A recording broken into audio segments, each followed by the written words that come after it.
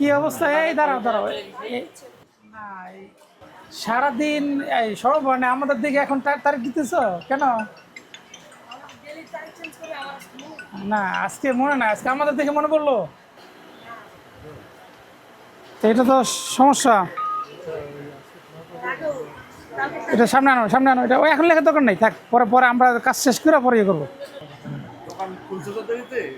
আমরা আসার পরে আমরা তো এসে দোকানে সব কিছু খোলা দেখছি, শুধু মূল্য তালিকাটা ছিল না। মূল্য তালিকাটা কোনো রকম সে লিখতেছিল আমাদের দেখা। মূল্য তালিকার ডেট আজকের ডেট দেন নাই। বাকি তথ্যগুলো কি আপডেট করছিলেন? আজকে করছিলেন? আগেরই ছিল সেটাই। আচ্ছা আলু কত করে বিক্রি করেন আজকে? দেখি মূল্য তালিকার একটু দেন আমাদের, আমরা একটু দেখে একটু চেক করি দেখে আসলে কি অবস্থা। আলু বাজার এখন হচ্ছে 13, 14, 15 টাকা। এখন 20 টাকা বিক্রি করলে হবে? আচ্ছা, খেসারি কত বিক্রি করেন? বুটের ডাল আর মোটা মসুর ডাল কত? অ্যাঙ্কর বেসন যেটা, পেঁয়াজ কত? রসুন চায়নাটা কত? এগুলো কয়েকটা জায়গায় দামের সাথে বাজারের অনেক পার্থক্য আছে। এখন যেমন আলু এখন বাজারে 15 টাকার নিচে সব দোকান। আমাদের তো 12 টাকা 13 টাকা কিনি। কোথা থেকে কিনবো? রসিদ আছে আপনার? না আমার দেখি আগেরটা আছে, মানে আগেরটাই আগে কিনেছেন বেশি দামে বলে এখন এটা চলমান থাকবে। ঠিক আছে, মানে তারপর আমাদের একটু কষ্টই হয়তো এটার মধ্যে। চায়না রসুন এটা 180 টাকার মধ্যে আছে এখন বাজার। আপনি 210 টাকা বিক্রি করতেছেন। 90 টাকা কিনে। আচ্ছা আপনি রসুনের ক্রসটা দেখেন, এগুলো দেখি ডান ওইগুলো কি বাইরের না? ওনার থেকে আপনি লাগাইছেন ওটা দামটা? না, এই স্টিকারটা কে দিচ্ছে? কোম্পানি ডানো কোম্পানি যেটা। ডানো কোম্পানি? না মূল্য তো ওই যে আমদানিকারকের স্টিকার সহ এখানে থাকবে মূল্য, সে আলাদাভাবে একটা স্টিকার বসাইছে, এটা তো আরেক সমস্যা। এটা তো মনে হচ্ছে পরে স্টিকার বসাই দিচ্ছি।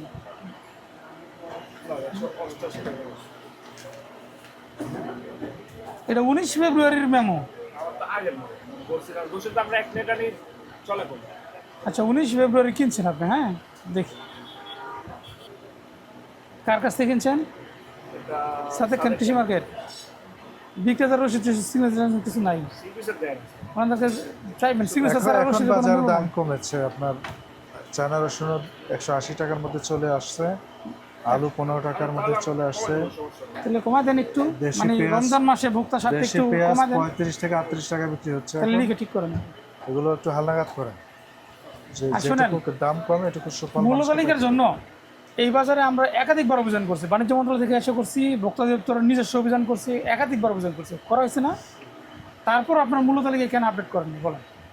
এটার জন্য তো আমরা জরিমানা করছি। তা আজকে তারপর আমরা এসে দেখতে হয় আমাদের দেখে আপনারা মূল্য তালিকা ঠিক করেন, বের করে রাখেন, ঠিক করতেছেন কেন? এটা কি মানে ইয়াটা মানে আসলেই কি আমরা কি ওই ছোটোখাটো জরিমানা করি এই জন্য?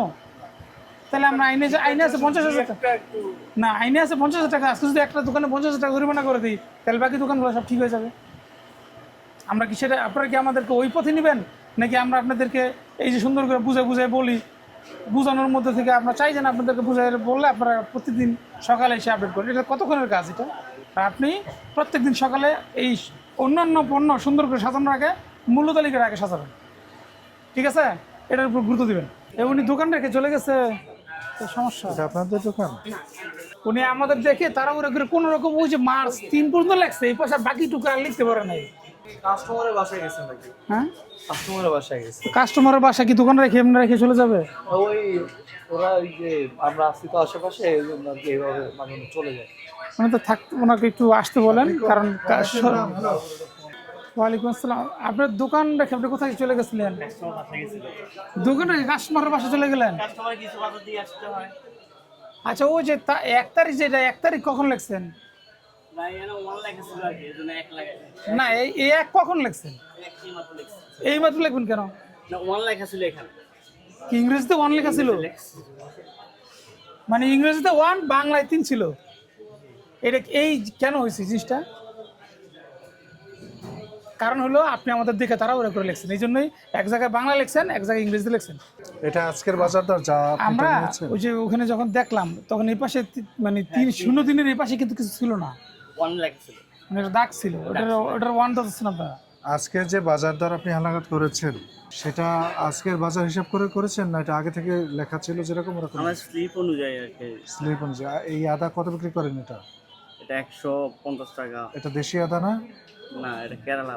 কেরালা 150। ওখানে লেখা আছে কত? 130 টাকা। তাহলে কি হলো, আপনি বেশি দামে বিক্রি করতেছেন, ঠিক কি না? জি এটা অন্যায় না, অপরাধ না? জি। এটা কেন করতেছেন বলো? রসুন এটা কত বিক্রি করেন চায়নাটা?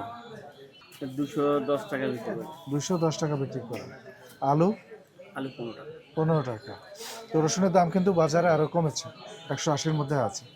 আমারটা 195 টাকা কিনে পড়ছে। এটা অনেক আগে কিনেছেন হয়তো, কিন্তু এখন দাম কমেছে, এখন কিনলে আপনি কম কিনতে পারবেন। তো এই যে আদার ক্ষেত্রে বললাম, দাম আপনি লিখেছেন 130 আর বিক্রি করছেন 150। এটা হচ্ছে ভোক্তা অধিকার সংরক্ষণ আইনের 40 ধারা লঙ্ঘন।